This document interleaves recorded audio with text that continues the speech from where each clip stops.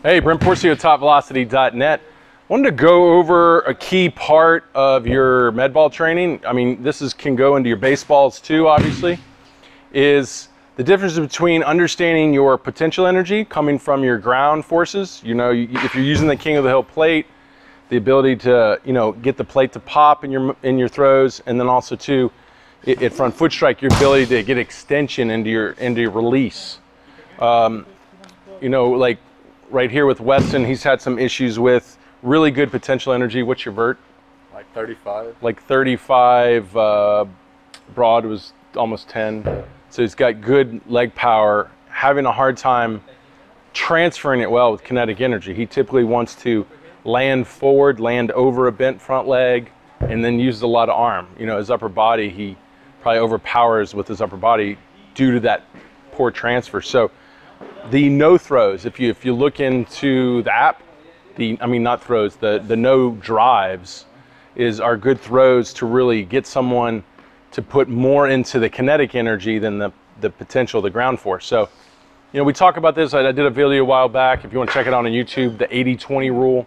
Basically, 20% of your velocity is coming from the ground forces, the linear movements. Now, in these drills, we equate that about maybe 10%, because you're not driving, keeping your front foot down, 10% of your lower half is being used. So, if he's trying to get to 40 on a chest up, he should be 3 to 4 miles an hour away from that without being able to drive. So let's show him a no drive. So basically, your full stride, your front foot stays down. So when your front foot stays down, now you can't pick up, you can't shift back, transfer momentum, hit more impact to your front leg. So now it's harder to get the ground force going. So typically when you lose ground force, now you got to do better with your kinetic energy. So this really challenges him to get what ground force he can, but also move it well so he can get as much into the ball. Let's give it a shot.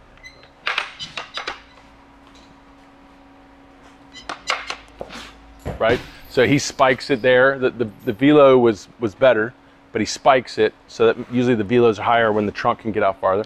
So let's try to get him up into the target.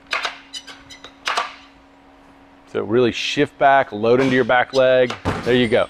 So look, he gets it up in the target, but he's at 31. And this is a guy who can hit 40, 41s overhead. So this is where he's struggling in transferring the velos to the baseball, because the baseballs, the med balls make it easier to time under tension, basically to maintain time under tension.